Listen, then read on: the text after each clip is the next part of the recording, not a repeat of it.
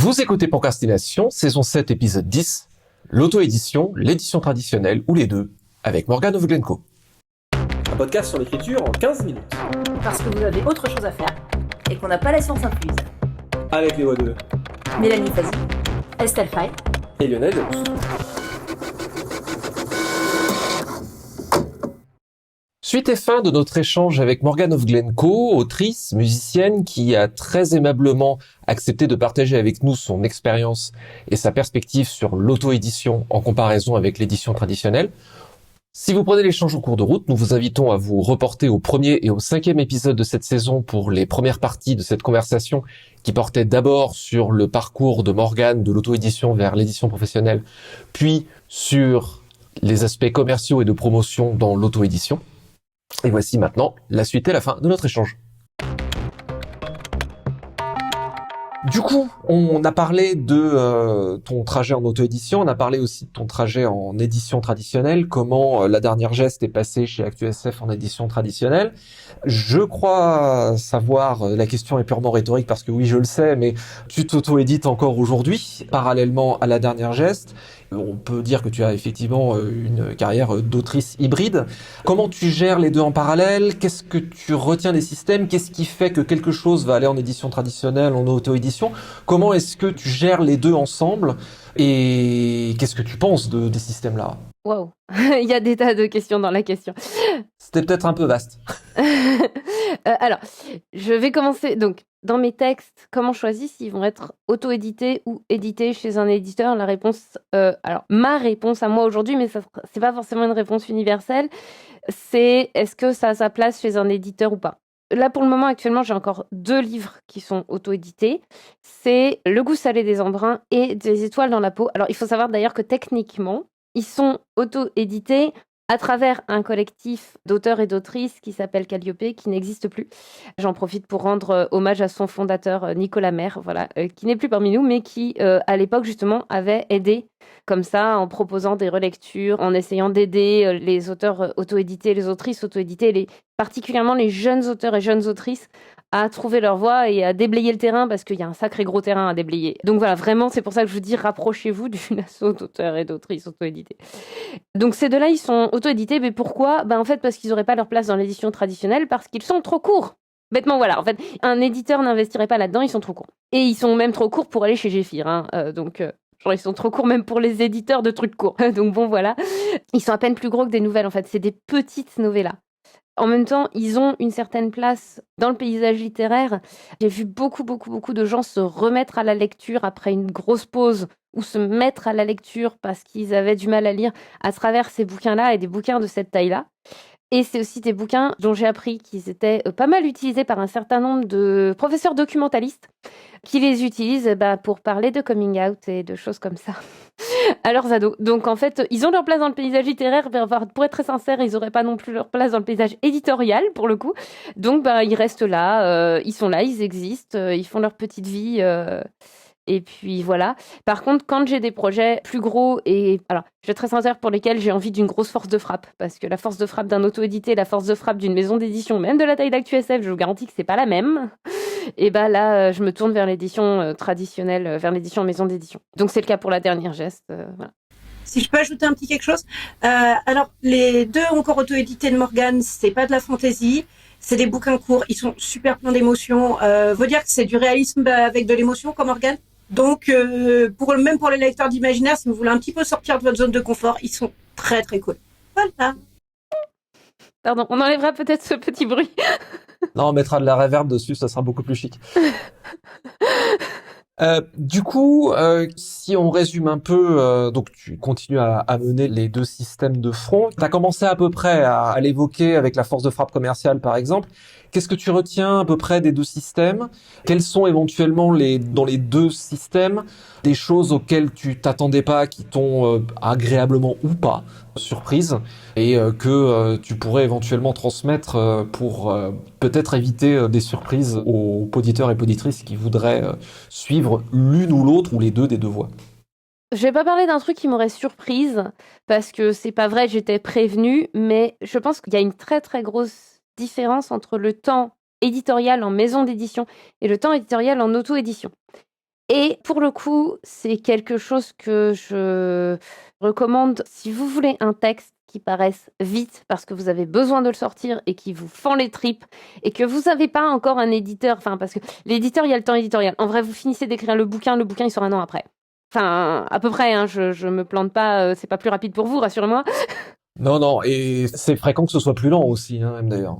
Oui, voilà, c'est fréquent. Alors qu'un bouquin auto-édité, moi, entre le moment où j'ai écrit Des étoiles dans la peau, enfin où j'ai posé le point final de Des étoiles dans la peau, et le moment où je l'ai sorti, où je l'ai publié en auto-édition, bon, alors, je rappelle qu'à ce moment-là, j'étais expérimentée, qu'on parle d'un texte court et que j'avais l'habitude à ce moment-là, mais il y a 15 jours. Waouh. Ah oui, il y a une petite différence en termes de temps éditorial, oui. Voilà, et en fait, des fois, c'est vrai, c'est bête à dire, hein, mais des fois, on a des textes qui nous brûlent les entrailles, et tant qu'on les a pas donnés au monde, on peut pas, littéralement, on étouffe.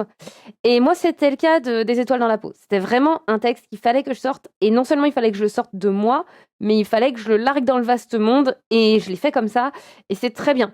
N'hésitez pas à faire ça si vraiment vous avez... C'est bête à dire, mais ça peut vous permettre de passer à autre chose. Et il y a aussi, si votre texte, pareil, il n'aurait pas sa place dans l'édition traditionnelle, je pense aussi aux témoignages familiaux, à des trucs plus intimes ou quoi. En fait, n'hésitez pas à le faire en auto-édition, ne serait-ce que parce que oui, il touchera un cercle plus petit, hein, clairement. Alors là, clairement, on n'a pas... Il y a, encore une fois, la force de frappe n'est pas du tout la même. Mais oui, il touchera un cercle plus petit. Oui, il ira pas dans les prix type Elbakin. Voilà, j'ai eu le prix Elbakin avec Dans l'ombre de Paris. Mais Si loin du soleil n'y était même pas éligible, il faut aussi voir ça. Hein. Il y a des prix auto-édités, il y a des prix édités en maison d'édition, mais ils ne sont pas très interchangeables. Hein. Mais voilà, il faut être conscient du temps éditorial en maison d'édition et du temps éditorial en auto-édition. Il faut être conscient du travail que représente l'auto-édition par rapport au travail que représente la maison d'édition qui est beaucoup plus concentrée du coup sur le texte et beaucoup moins sur la promo. Donc je dirais qu'en fait, il y a des textes qui ont leur place en auto-édition, il y a des textes qui ont leur place en édition traditionnelle. L'avantage de l'auto-édition, c'est aussi une certaine versatilité, c'est aussi une certaine indépendance. Et il y a des gens qui adorent ça. Je pense notamment à Myriam Kayono, l'autrice de Yggdrasil, des larmes des Halloween et d'un certain nombre d'autres textes qui est 100% auto-édité. Mais pardon, mais la meuf, c'est une brute. Elle est en dédicace tous les week-ends, elle écrit, mais c'est ultra pro, elle est à fond, c'est incroyable, et elle le fait, quoi. Et elle a une qualité éditoriale, voilà. Donc pour moi, ça dépend de ce que vous voulez faire, quel est votre objectif avec ce texte-là, en fait. Et là, il trouvera sa place soit dans l'édition en maison, soit dans l'auto-édition, et jamais en édition à compte d'auteur, parce que ça, c'est juste de l'arnaque. Désolée, mais j'ai besoin de le dire, l'auto-édition n'est pas de l'édition à compte d'auteur, hein. Il faut le dire. Du coup, de façon globale, moi, alors encore une fois, hein, naïvement de l'extérieur, c'est un point que tu as relevé, parce que les plateformes d'auto-édition, je pense notamment à ce que dit Amazon, font beaucoup de promesses aux jeunes auteurs et autrices en promettant des pourcentages qui sont importants, mais ça ne prend pas en compte tout ce que tu nous as effectivement développé, la com, les salons, le matériel de communication sur place, les kakémonos éventuellement, les panneaux, etc. C'est quelque chose évidemment qui n'est pas dit. De façon globale, est-ce que tu aurais des conseils, des erreurs à dire qu'il ne faut pas faire, des recommandations, des pièges dans lesquels pas tomber, dans lesquels tu aurais pu tomber toi-même ou peu s'en faut, des avertissements ou des vérités à exposer, même si tu nous as déjà donné beaucoup. Alors, dans les recommandations dans lesquelles ne pas tomber, si vous travaillez avec d'autres personnes, travaillez dans des conditions extrêmement claires, voire sous contrat. Pourquoi je dis ça ? Parce que moi, avec Hélène Brick-Corridwen, et c'est la première fois que je prends publiquement la parole sur le sujet, ça s'est très mal terminé. Parce que, selon moi, et ça ne reste que ma version, voilà, elle a redéfini les termes de notre contrat tacite de travail sans m'en avertir. Et je ne l'ai pas compris parce que j'étais jeune et manipulable. Et voilà, j'ai aucun mal à dire que j'ai été un jour jeune et manipulable. Et ça s'est terminé très mal. Et je le regrette encore aujourd'hui. Je ne sais pas si c'est une erreur de communication humaine ou si elle était moins bien intentionnée que ce que je pensais. Et je ne me permettrai pas d'en juger. Je sais que ça s'est mal terminé. Et je conseille donc, mettez des limites claires à toutes les personnes avec qui vous travaillez. Et définissez clairement les termes du contrat dans lesquels vous travaillez, même si c'est entre guillemets un contrat bénévole. À partir du moment où vous faites aider par quelqu'un, définissez clairement les termes de vos collaborations quand vous êtes auto-édité. Parce que, encore une fois, vous avez totalement le droit d'être jeune et naïf. Vous n'avez pas à payer pour ça. Ça, c'est la première chose. La deuxième chose, c'est soyez professionnel. parce que les conséquences, si vous ne l'êtes pas, peuvent être, alors, non seulement pas cool pour vous, mais aussi pas cool pour les autres auto-édités, en fait. Parce que l'auto-édition porte ce stigmate en France, alors qu'il est, ni vrai ni faux, en réalité. Il porte le stigmate d'un truc pas pro et un peu nul, et c'est faux. Il y a des trucs incroyables, encore une fois, en auto-édition, et il y a des trucs nuls. Mais sachez qu'à l'instant où vous serez auto-édité, vous porterez sur vous, entre guillemets, ça. Et chaque fois que vous porterez préjudice déjà à vous-même et à votre réputation, vous porterez aussi préjudice à l'ensemble des auto-édités. Et il y en a qui font vraiment du boulot beaucoup trop bon pour se faire démolir par des on-dit et des préjugés. Donc faites un effort, s'il vous plaît. Fréquemment vient la question de l'éventuelle protection d'un manuscrit avant publication. Est-ce que tu as fait des choses particulières pour ça ? La publication vaut pour évidemment dépôt légal et donc protection. En amont, tu t'es senti, t'as eu envie de faire des choses de protection, notamment en travaillant avec d'autres personnes. Tu le recommanderais ou bon? Il y a en réalité très peu de chances que votre manuscrit soit volé par quelqu'un d'autre. Hein. Faut pas être parano là-dessus. En revanche, je vous conseille quand même de finir par déposer votre manuscrit à un moment ou à un autre, si vous le faites corriger, notamment. Un peu par principe, vous pouvez l'envoyer au snack, tout simplement. Ça coûte un peu de sous. Pareil, il faut compter dans votre compta parce que vous faites votre compta et que voilà. Dans les faits, les risques sont minimes et de toute façon, une fois que c'est publié, une fois que le dépôt légal est fait, vous n'avez plus ce problème-là. Voilà. En vrai, pareil, hein, du vol de manuscrits de personnes auto-éditées, j'ai jamais entendu parler de trucs où ça soit arrivé. Voilà. Mais au cas où, ça vous rassurera au moins pour le premier ou le deuxième et quand vous serez rodé, il n'y aura plus de problème. Dernière petite question, c'est sur la question du lectorat. Parce que bon, j'avais vu que notamment dans le monde anglo-saxon, il y a même des gros auteurs qui par moment passent justement par un bout d'auto-édition et tout, que les mondes commencent un peu à devenir poreux.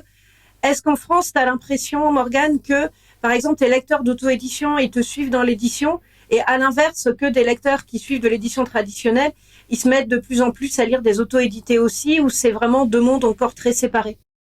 Je dirais qu'il y a les 3 cas de figure. Il y a vraiment le cas de figure des gens qui ne lisent quasiment que des auto-édités. Il y a le cas de figure des gens qui ne lisent que des bouquins édités en maison. Et il y a le cas de figure des gens qui lisent des deux. Je sais que notamment du côté arc-en-ciel de la force, du côté de la communauté LGBT, il y a beaucoup de gens qui lisent des auto-édités pour une raison simple. C'est que ça n'est jamais arrivé en auto-édition qu'on décide qu'une personne n'allait finalement pas être si gay que ça, pas si trans que ça. Et en fait, il faut savoir que voilà, dans l'auto-édition, il y a aussi toute une part de littérature militante décomplexée qui est très cool. Mais maintenant, il y a des éditeurs aussi qui sont tout à fait à l'aise avec cette question-là, dont ActuSF d'ailleurs, qui n'a aucun problème avec les problématiques LGBT. Mais il faut savoir qu'à un moment donné, c'était aussi un refuge de ces lectorats-là. Depuis, évidemment, voilà, il y a des maisons d'édition maintenant même spécialisées dans la littérature LGBT, et donc il y a moins d'auto-édité de ce côté-là, mais il y a eu cette période-là. Alors c'est marrant parce que j'ai eu une blogueuse qui a dit il n'y a pas très longtemps, c'est Edwige, coucou Edwige au passage. Edwige a dit que quand elle voyait un auteur auto-édité signé avec une maison d'édition, elle se sentait un peu trahie en tant que lectrice d'auto-édité. Elle a quand même suivi la dernière geste et elle est ravie pour moi, mais elle a effectivement cet attachement à l'auto-édition, peut-être parce que justement l'auto-édition c'est de personne à personne.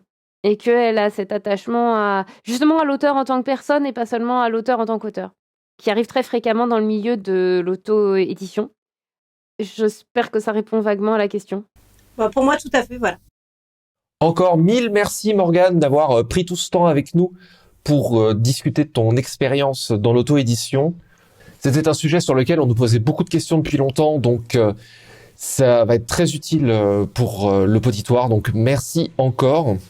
Je rappelle pour te trouver ton site tout simplement morganeofglencoe.com ou sur Twitch ou sur les réseaux, bien sûr, tous les liens seront dans la description de l'épisode. On invite bien sûr tout le monde à aller découvrir ton travail si ce n'est pas encore fait. Et pour terminer, une petite citation que tu as bien voulu partager avec nous. Alors, si vous l'avez pas, ElfQuest est en fait le plus vieux comic auto-édité encore publié avec la même histoire. Et toujours en cours de publication depuis 44 ans cette année. En vrai, il faut lire ce truc ne serait-ce que pour son improbabilité quantique. C'est de la SF préhistorique avec des loups géants et des elfes, qui sont en fait des aliens. C'est complètement improbable. Voilà. Et donc, c'est extrait du dernier tome de The Final Quest. Alors là, ça va être une traduction en live et en direct de moi. J'emporte mes mémoires avec moi. Les tiennes commencent maintenant, car tu seras la nouvelle mère de la mémoire de tous ceux qui veulent nommer ce monde leur maison. C'était Procrastination, merci de nous avoir suivis, merci à Morgane, et maintenant, assez procrastiné, allez écrire.